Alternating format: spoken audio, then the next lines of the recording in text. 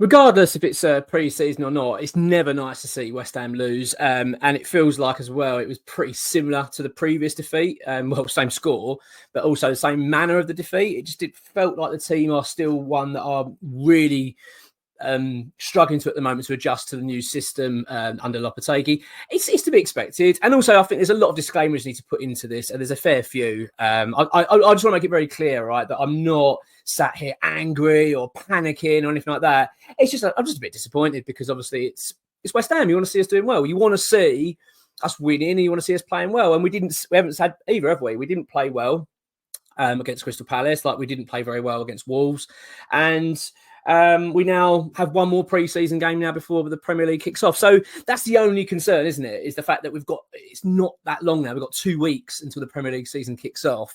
And that seems now very close, considering we've just seen another performance that makes you go, okay, we're not clicking at the moment. What's going on? It's a friendly. I do think these games are more based upon fitness as well, more than anything, and conditioning of the players, making sure they're fit and ready to go for the Premier League season. But of course, what you do also want to see is a system, clear sort of direction of what we're trying to do. And I don't think we're seeing that yet. It looks a little bit like a team that's, as I've said, struggling to adjust, not quite used to it. The players have said that themselves. Even Mikel Antonio, who's just recently come out and said, I think he said to the official site that the players are struggling a little bit to get used to the new system because it's completely different. They're excited. They love it. Love the manager playing. They're all excited by the ideas, but it's just a lot to learn, a lot to take on. And look, in the day, we've just come away from David Moyes' sort of style of football, which, is very much low block and counter-attack football. And they've been doing that for a number of years now. And I think that's been instilled in the players. So now to do something completely different, which is still a cautious approach, but very much a possession-based approach and holding the ball better. I think you can just see it's having a bit of a confusing impact, I think, on the players and a bit of time to adjust. But let's be clear, that wasn't our best team. That wasn't our first team. That's not the team that's going to be playing against Aston Villa on the opening day of the Premier League season. So let's make that very clear. No Bowie, no Paqueta. But I'll tell you what I will say, though. We did actually play earlier in the day. So what we understand is that because of the adverse weather that they've experienced in Florida, when I say adverse, I mean, actually, it's quite standard for this time of year, actually, out in Florida, sort of like the storm season. But there was concerns again over the weather for this game against Palace, because if you remember, the Wolves game was delayed by 2 hours due to heavy rain and storms, etc. So they felt that was going to happen again. So what they decided to do was play an hour game with Palace anyway beforehand. And we won that. We won that really well, 3-0. It's a shame we couldn't watch that one because apparently we played well. There's some really decent performances in there. Lewis Orford played very well. The goalkeeper, a young goalkeeper, whose name escapes me at the moment, but I'll come back to him in a second. He played very well. And we played some good football and obviously won the game quite comfortably. So as I say, I'm not really bothered about it. I'm not sitting there going, wow, we won 3-0. I just think, well, it's pre-season. Don't read too much into it. But as I say, it's just a bit of a shame because then we've played this match, which is more I think it's called the Stateside Cup, isn't it? Something like that, against Crystal Palace again, and we've then lost 3-1. I'm not going to go through the whole game in much detail. I'm going to pick out a few players out of it. I mean, the first half was arguably our best performance out in Florida. I think we played okay the first half. We looked all right. I mean, again, nothing really exciting, but we looked a bit better. I thought Kudus looked good. I thought we looked quite lively. I thought Antonio looked pretty good throughout the game. I thought... he played all right. I thought Ward-Prowse, when he featured, played all right. There was a few okay performances. I thought Vladimir Soufal overall looked poor. I'm kind of getting used to this with Soufal. I don't know about you, but I get that feeling he always seems to go through these. He's kind of chalk and cheese, and he's either really good or really bad. Can't really work him out. Like how many times over the years I've been saying, God, he's got to be dropped. He's playing terribly, and all of a sudden he'll put in a brilliant performance, and he'll play the next sort of 5 or 6 games and be one of our most consistent and best players. And then he drops again.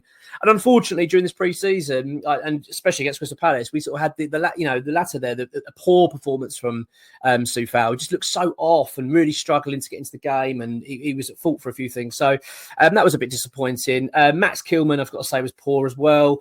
At fault, I think, for the second goal for them, which was in the second half. Overall, I just felt that we weren't great. It we still look a team that's adjusting big time. As I say, first half was all right. It was 1-1 at half time, by the way. Mikel Antonio scored a good finish, actually, from Mikel Antonio. A total cock up from the Palace defence, and he's just basically latched onto it. Got a 1-1 with the keeper. They're usually the ones he cocks up with. Do you know what I mean? They're the ones he go, no, not Antonio. If he goes 1-1 with the keeper, what is he going to do? But actually, he was quite composed and slotted it away nice. But second half, yeah, we were really, really bad.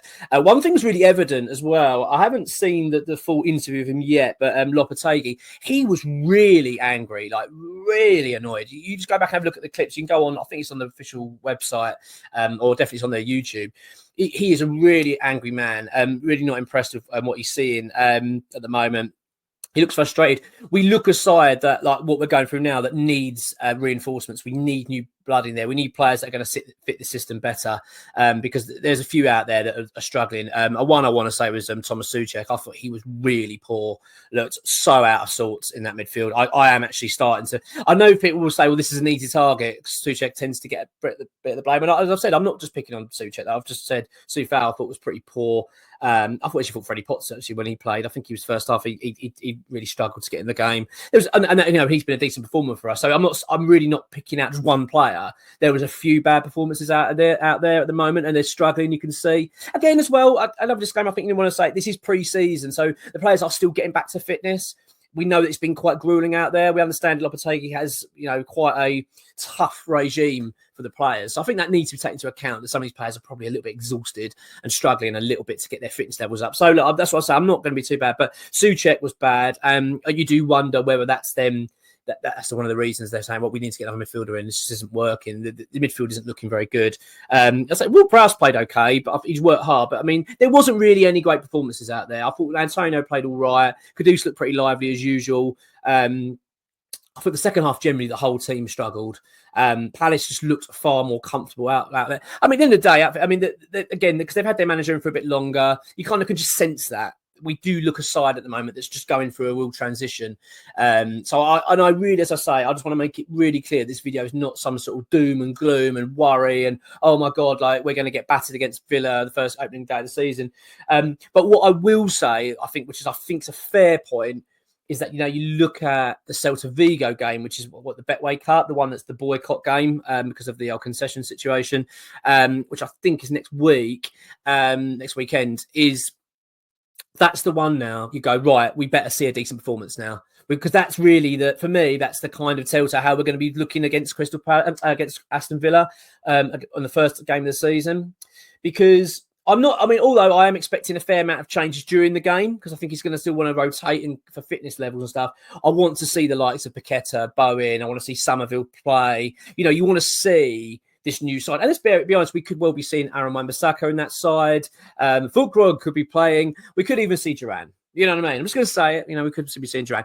What I mean is, like, this is kind of like the one where you're going to look at and go, this is probably going to be roughly the side we're going to see against Villa. So I really would want to see now a better performance. We've got a bit of time now to get prepped for that game. Another week of training. Obviously, they're coming back now to the UK. Again, I think that helps. And that's another thing I will say. I don't know about you, and I might sound a bit like I'm a bit old school or, you know, being a bit old-fashioned here, but I don't like all these big, long trips pre-season. I really just don't like them. I get why they do it. I totally understand from a marketing, commercial point of view for a football club. It's stature. We want investment. We want to be seen as a huge site. And look, they're all doing it. Arsenal, the Chelsea's, the Liverpool. They're all out there travelling around the world and for pre-season. I understand that's the modern game, but you know, there's a part of me that really hates it. I can't stand these long haul flights and this long travelling and all this. I just sometimes think I really wish we'd stayed in the UK to do our training here. Do you know what I mean? And get ready for the season. But it is what it is. I'm going to be intrigued by the Celta Vigo game. I'm not worried. As I say, I don't want to come across like I'm really, because I'm not. Honestly, I'm genuinely not. I'm a bit disappointed because it's West Ham and I'd rather see us win. But I don't read too much into pre-season. I'd never have. I've said it recently about the old Avram Grant. You know, you only got to look at him and how he did in pre-season. I mean, literally, we smashed all our pre-season games, looked brilliant. And I remember at the time thinking, wow, God, we're going to have a brilliant season. And we were horrific throughout the whole season, obviously finished bottom of the league. So I read that, that just shows you, doesn't it? Don't read too much into it.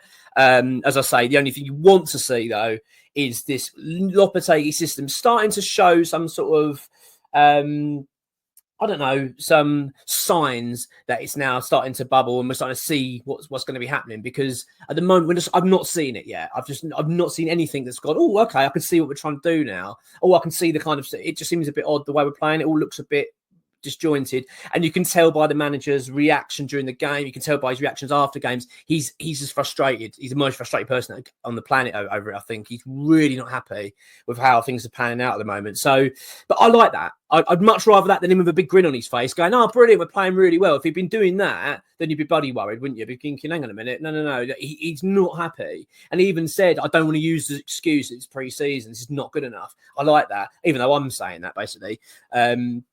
Because as a fan, I don't want to go down that rabbit hole. Do you know what I mean? I don't want to start a new era under a new manager and already into a couple of pre-season games sort of being doom and gloom. I know that some will feel a little bit like that, and I do get it with football fans. That is natural. You're going to feel annoyed and possibly a little bit worried, but I don't think we need to be. I really don't. We've got a fair few more players coming through the door yet. I think 4 are going to arrive before the end of the transfer window. I think they're going to be quite significant signings as well, going to really help the side. And of course, you know, as I've said, we played the team yesterday. All right, Palace didn't have their first team, but far from it, but nor did we. You know, we made a lot of changes. That team is not our first team. Let's get that straight. And of course, as I say, and we played earlier and won 3-0. So look, it swings and roundabouts. I really just don't think we need to be too concerned. But yeah, Celta Vigo, though, there's absolutely no doubt now. That is one game that we've got to start seeing things come to fruition.